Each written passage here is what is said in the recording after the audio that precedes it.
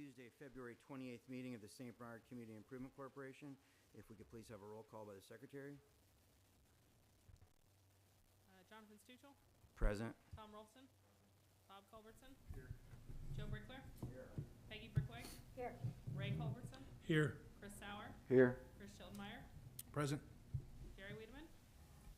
Amy Osmali. Here.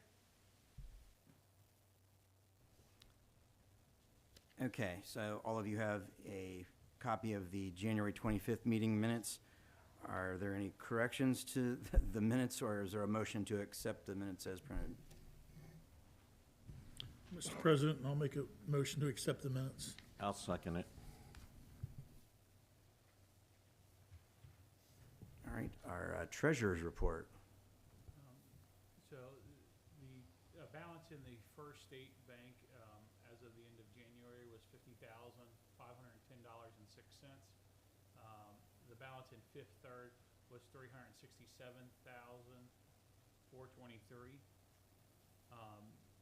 That includes actually the first half property taxes. I think last month, according to this, was $415,000. So that came out obviously. Besides that, I got the water bill from Jonathan from Greater Cincinnati Water Works, which was $3,106, which I'll call and complain about, see if we can't get that adjusted. And then also the damage cleanup was $7,820. And that payment went out earlier this week, or last week, I should say. That concludes my report. Perfect. As far as action items, we don't have a hefty agenda this evening, but as you're aware, we were accepting bids for mowing and property maintenance for 2023. Bids were due by Monday at 5 p.m. We did put this out as far as in the newsletter. We had it available here at City Hall. We've made numerous announcements, mentioned it at council meetings, and still only got one bidder. So, and I mean, I'm not complaining, but we just have one bidder, and it's the same individual, Josh Schuler, that has done the mowing previously. He submitted a bid of $550 per 10-day mowing cycle. So as of right now, I mean, we don't really have much else. I guess when we've talked previously about speaking with the port again, or the land bank, and discussion of potentially turning that responsibility over to them. I still think we can look at that as well, but at this point right now, with the fact that grass is already starting to grow, we may actually have to even move up the mowing date if necessary, but at this point right now there are no other bidders, and I'm going to ask for a motion to accept the bid as submitted and award this to JMA. JMS.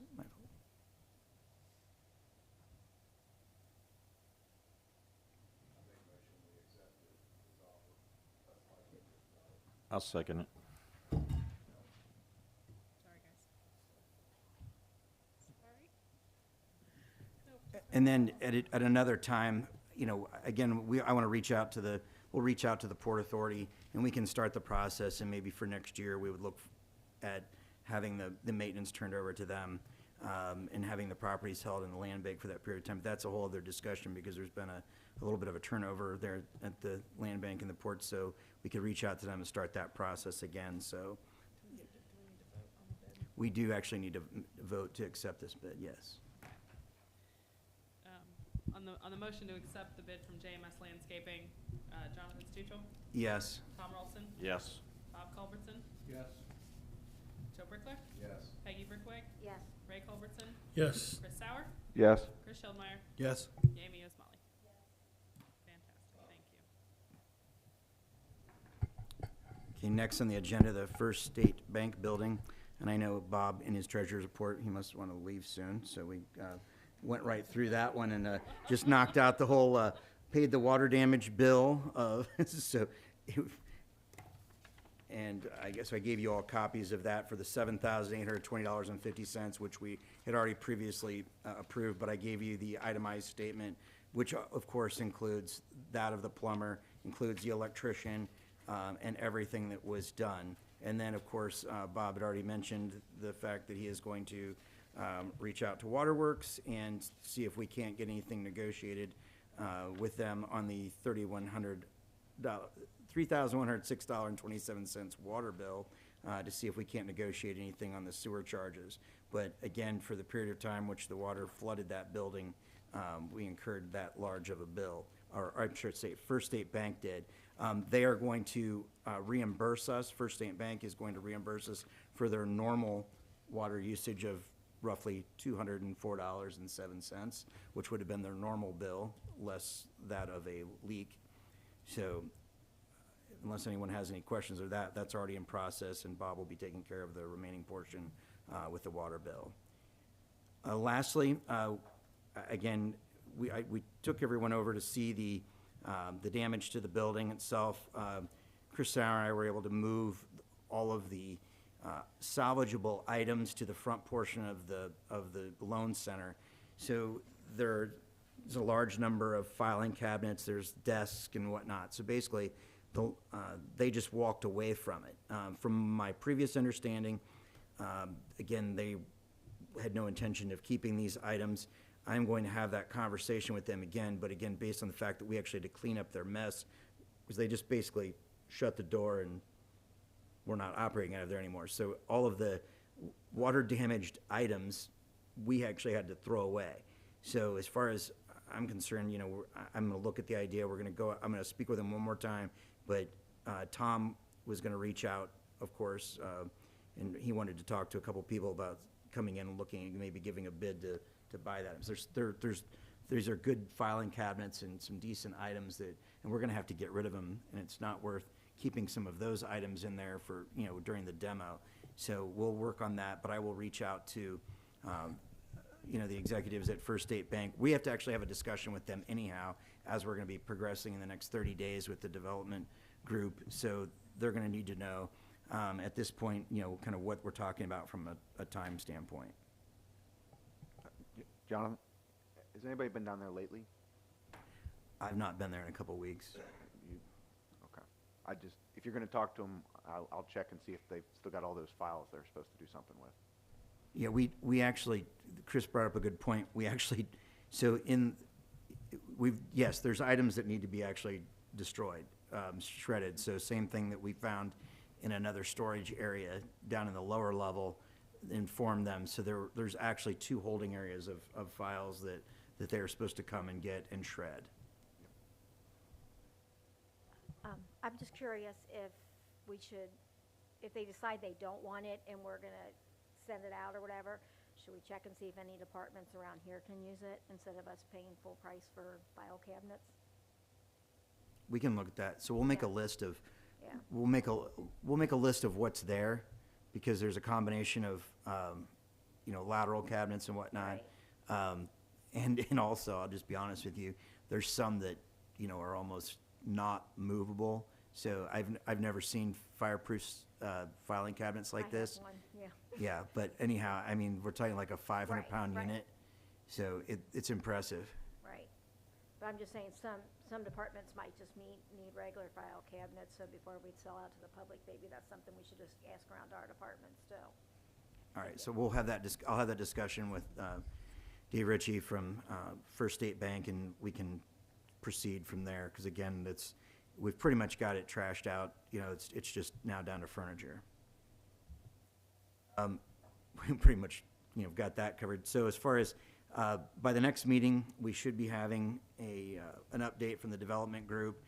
Timing-wise, it wasn't going to work for this meeting, so we can expect something, to be able to put out, of course, to the rest of the board and the public. As far as before we open anything up for public discussion under additional agenda items, I wanted to ask Chris, not putting you on the spot, but so I know with respect to the walking trails, I know that the work is done for, the repairs of the sidewalk, the grinding down the areas in the trail. So now it's just down a matter of, I believe the service department has agreed to put up the signs for the trail, and we're down to very close. Yes, so I worked with Tom Paul last Friday. last Friday, on final location for the master signs, which require a post in the ground. So we've got those locations identified. They'll do that work. And then they said they'd hang the signs as well when they come in. So there's a lead time now on the signs. But those are basically underway. And then I am still working on, we'll call it community kind of information that goes on the printed map as well as the website. So pretty pictures of St. Bernard, little history stuff. So I'm going to work with the Historical Society to get some of that stuff, hopefully, that they've got pretty readily available. But the signs are the big lead time. The rest is just a PDF and some website work. So I think we're in pretty good shape. What about the QR code? They're going on the master signs as well as 8 additional signs that are in kind of intersections and high visibility areas. And I'm working with the people that do IT, I guess, for the village on getting the computer resources for that to work. So I think it would be nice that once everything is up and running, whether or not I think this is media worthy. I think it's a good thing for the CIC to be able to show that, in their good faith, they're able to sponsor a project like this, whether we have a so-called ribbon cutting ceremony and have something. I think it's worthwhile, at least some sort of, grand promotional event. The Go Vibrant was also looking for a similar event to kick this off with. And so I think we do need to get something on the calendar once we've got a date settled and it's a little warmer out. Are you suggesting that the next warmest opportunity, we can have a walking meeting? All 8 miles of it, yes. Yeah. Mm-hmm. All right, anyone else in the actual board have anything under open agenda or additional items? Tom? Going once.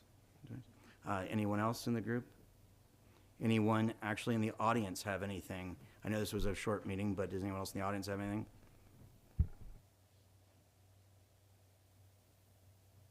Hello. I don't know the rules for the meeting. Do I have to state a name or anything like that? Okay. So I just had a question about the shopping center development.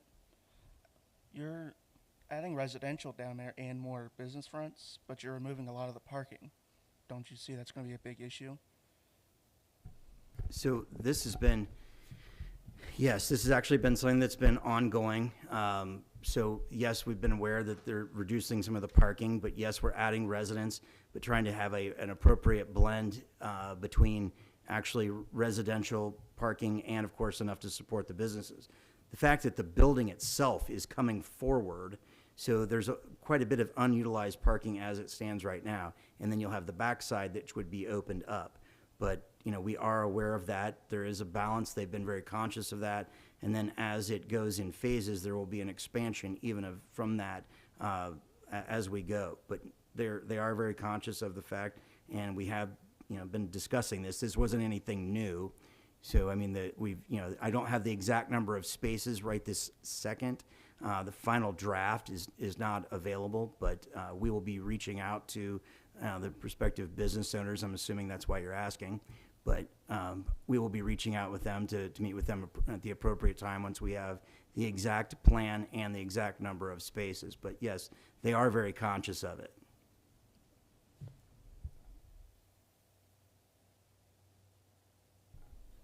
Anyone else in the audience have anything? I show our next meeting as Tuesday, March 28th here in council chambers. Is there a motion to adjourn? Mr. President, I make a motion, we adjourn. Great. Thank you.